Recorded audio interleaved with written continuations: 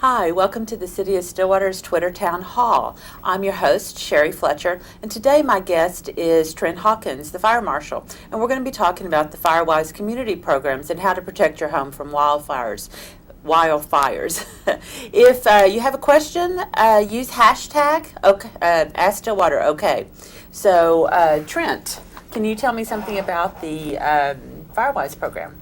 Firewise program is a program that was developed by the National Fire Protection Association, and in firemen's terms it was to address the issue of the wildland or the wildfire interface problem that we have in different areas of the country. Basically what that is doing is looking at homes or businesses that are on the fringe edges of towns or out in the rural areas that are at a higher risk in the event of a wildfire. It's basically a public education program is what it is. It involves actually conducting and doing a wildfire risk analysis of your community. Which you've done. Which we have completed. It was actually, the assessment was done by one of the doctors at OSU that's in the forestry department up there. So it wasn't an analysis that was conducted by the fire department. It was important to me to get a third party to do that so that it was an independent study done. So that assessment was completed. One of the things that you have to do in order to receive Firewise recognition for your community is you have to put a Firewise board together. That board is supposed to consist of stakeholders from your community. So we had about an 8 or 9 person Firewise board. That board is responsible for determining the area that will be analyzed. And then once the risk analysis is completed, then that board is responsible for reviewing that analysis and creating some mitigation plans as a response to that. Okay, so we've done the initial and we have been accepted as a Firewise community. Yes. And so I've been told that Stillwater is the largest in Oklahoma. Yes. And so kind of what benefits does that bring residents that the fire department is participating in this program?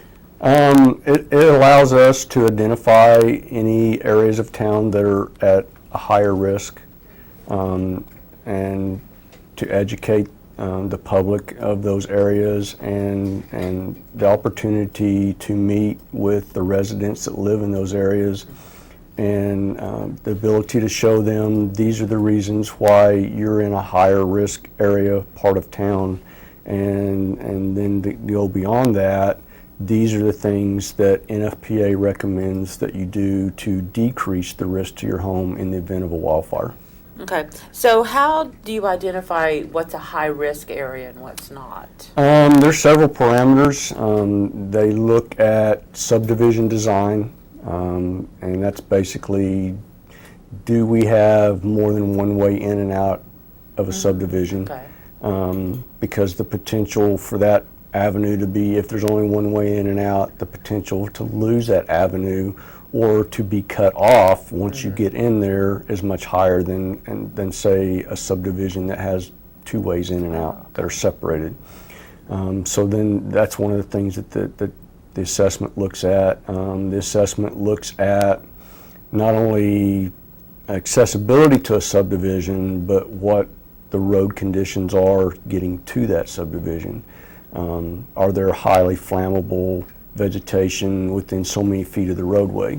Because in a large major fire, if you have trees and shrubs and dead grass that are directly adjacent to the road that you need to use to gain access to an area, that puts, 1, the homeowners at risk at getting out, and 2, puts our firefighters at risk for getting in. So it looks at roadways, and that includes bridges. Are there, bridges that aren't capable of supporting the weight of the equipment that needs to go in and do the work?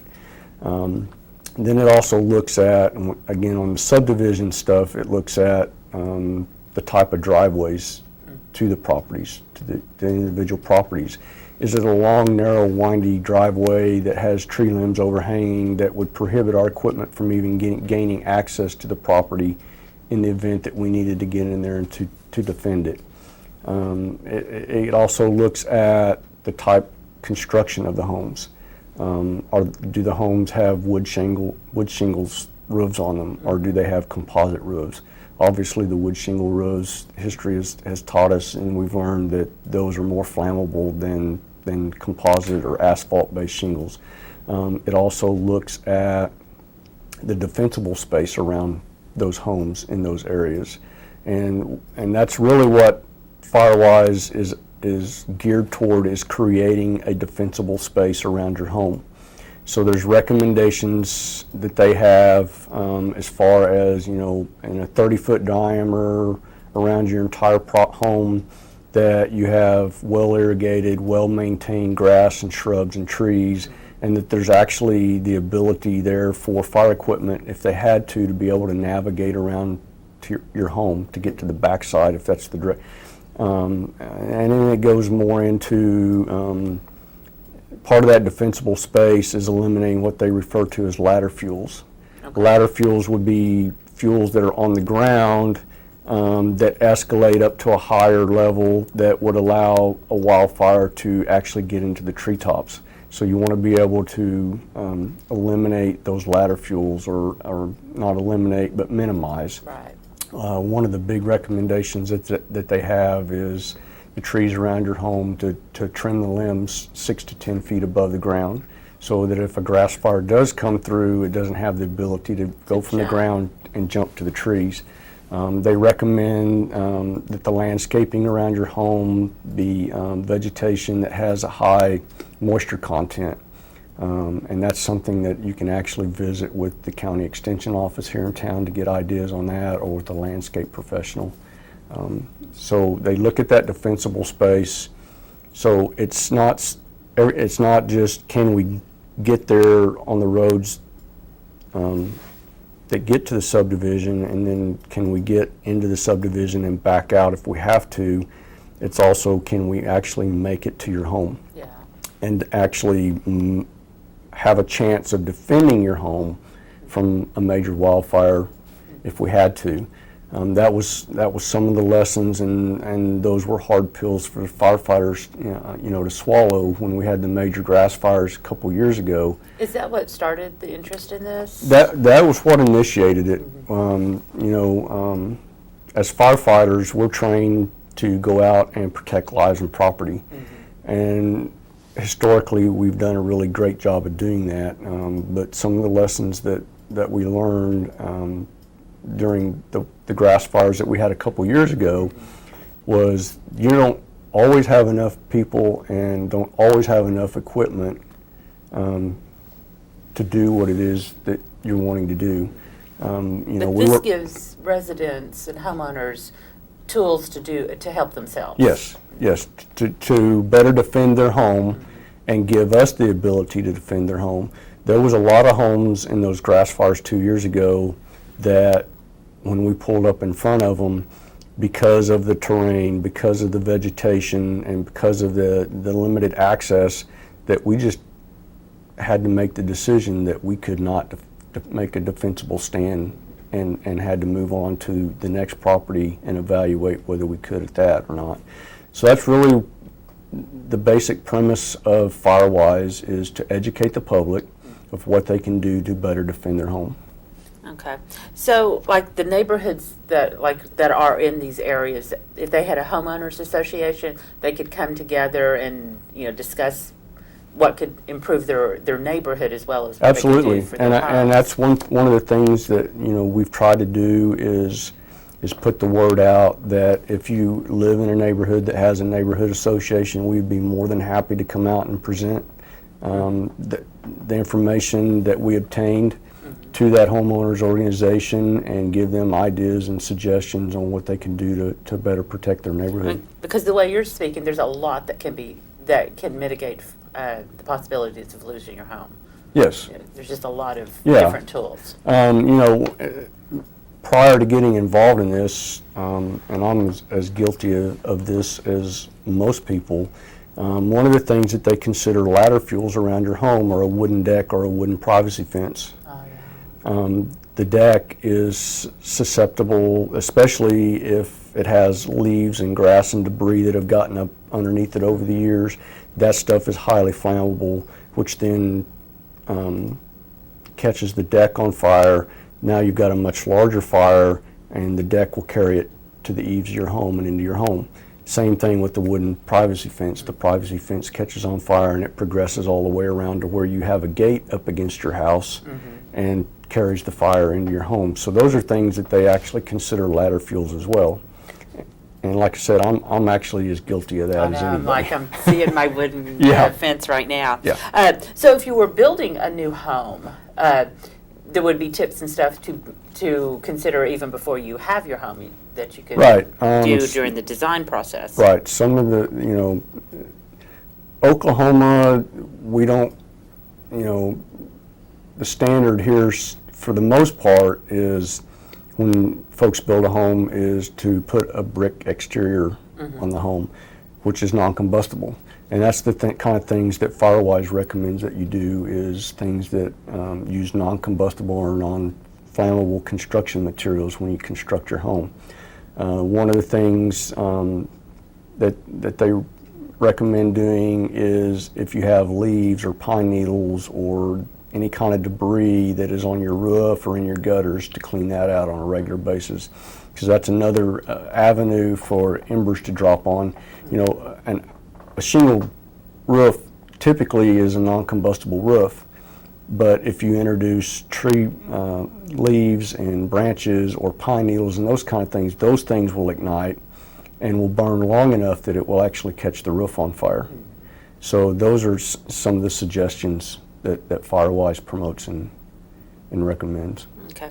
So if somebody wanted you to, or a member of your staff, to go to their homeowners association, or if they wanted, would you go to an individual house as well?